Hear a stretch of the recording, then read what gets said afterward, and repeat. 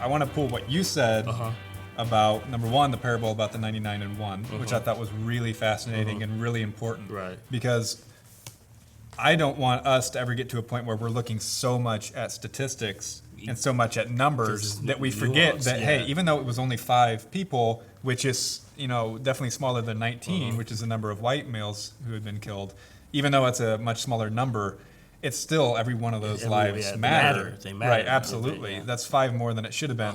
So this concept of the 99 and 1, I think is a really important concept to bring up. But what's interesting is because the media is driving this narrative so strongly, and because it is becoming more and more cool, or more and more necessary in order to be cool. As a white guy, I can speak for wokeness and the movement of wokeness, which has really been predominant among white people, almost trying to redeem themselves to an extent. Wokeness has become so much about, and social justice warriors in the media, it's become so much about seeing social injustices. Right. It's becoming so much about the awareness of it that we've almost become hypersensitive to it. And now everything that happens, we are looking for social injustice with this presupposition that there is social injustice. So 19 white males that are not fleeing and that are unarmed are killed by policemen, and you never hear about it. And we just assume that, well, who knows, whatever happened, I don't know. But then 5 black males are killed in the same way, that are not fleeing, that are unarmed, and everyone automatically assumes that it was racially motivated. Even though we really don't have evidence that it was racially motivated, but because we desire to see social injustice, because that's what we're being told, and that's the narrative that's being portrayed, and that's what it takes to be cool and to be woke, is to see social injustice. So as soon as something happens that's white on black or that's cop on black, immediately the assumption is that was for racist reasons. That was racially motivated. And that's actually discriminatory against policemen and against white people. Because you're saying that if you're white and you do something bad against someone that happened to be black, we are assuming that you are racist because you're white. That's assuming something negative about a person because of their skin color. That is, by definition, racism. But yet it's okay. It's okay, to be discriminatory against white people and against cops. And that concerns me, because I think that we should all agree that discrimination of any type is wrong. And I think we should all agree that racism of any type is wrong. And what we should be looking for, and this is what you said earlier, is like, what are we actually trying to get out of this? What is Black Lives Matter? What is their actual motivation? What is their mission statement? And what concerns me is that it seems like we might be more on a mission of retribution than we are of actual healing or elimination of racism, or at least mitigation of racism. So instead of actually looking for ways to eliminate racism, we're almost exacerbating the problem and trying to just shift racism from being against black people to being against white people in order to find some sort of sense of justice and to find this gratification of this retribution. Everyone knows this, like we've all been there. If something irritates you and there seems to be a problem, which has been the case with the black community, and we have seen problems, and it's justifiable that you would be frustrated and that you would want attention. Obviously, the dog analogy, if your dog is dying, it's justifiable that you would be upset. But the way that we respond to that problem, it's very easy and very tempting for people to respond emotionally and to respond in a way that is actually counterproductive. Exactly. And that's one of my biggest concerns is, are we doing more harm than good in just our response, right? And in first diagnosing the problem, our first concern has to be, okay, let's first not make the situation worse. Let's first not do more harm than good. And what troubles me is that people that are even raising a red flag to be like, well, hey, what about this concern, this concern, this concern? They get run over basically because they're being accused of being a racist, or they don't care about black lives. And that's hurtful because, at least in my situation, and people that kind of take the kind of at least trying to follow the data on some of this, like, I actually want to help minority communities. Like I come from, at least in my ethnic heritage, I'd be classified as an ethnic minority. I want minorities to be helped, but these issues are a little complex, right? And they're pretty subtle. And tearing down complete institutions and castigating entire groups of people, to me, I don't really see how that can end well and how that can be helpful. Now, I do gotta say it is very radical. Yeah. You know, to just go as far as to just abolish. Yeah.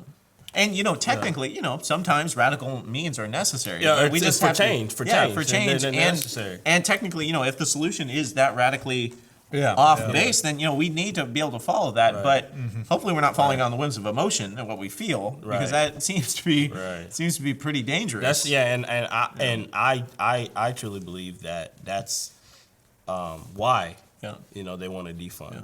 It's all emotional based. Now, for me personally, I believe we need cops. Yeah. We need cops. Yeah. I need somebody. Good cops.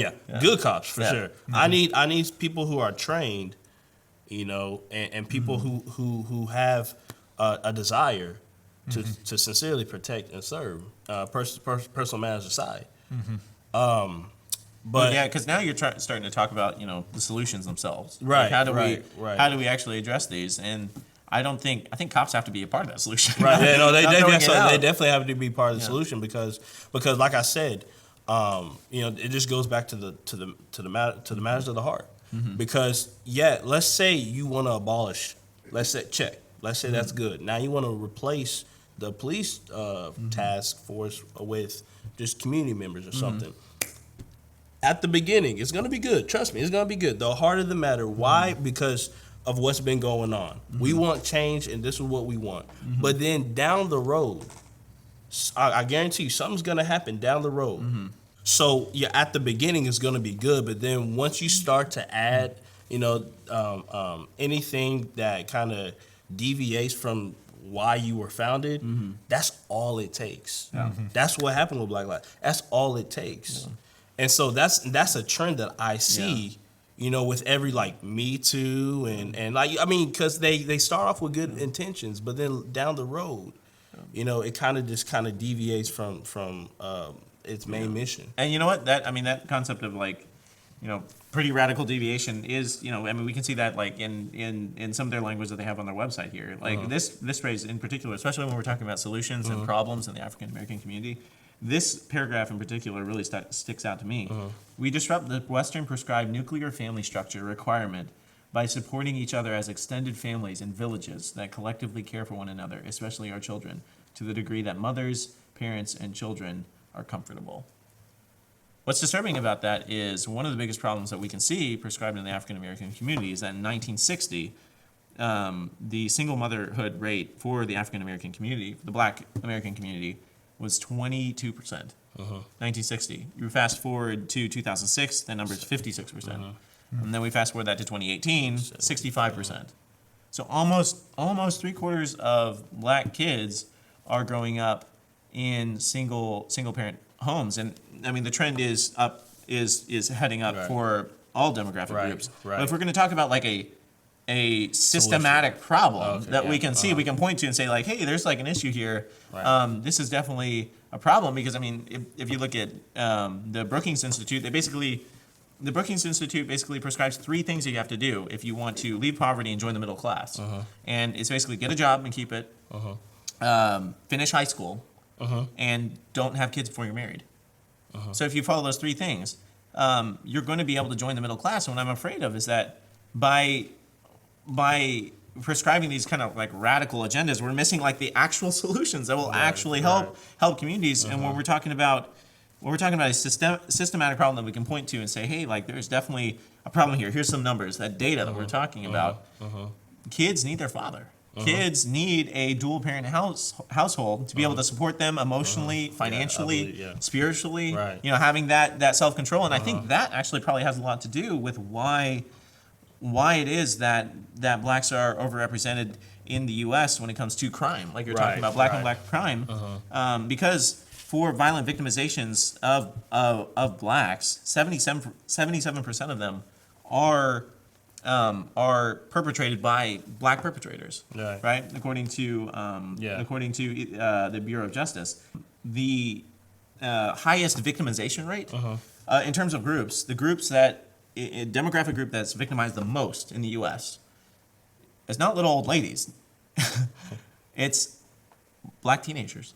Yeah. And that's really sad, but what we have to be able to look at that, and instead of prescribing, some kind of radical solution, we can just continue to follow the data and say, okay, here's the problem. The problem is the dissolution of the family structure, and is how do we actually solve the problem rather than spending a bunch of money and causing a lot of damage in our wake without actually even addressing the problem, which is what I'm really concerned about.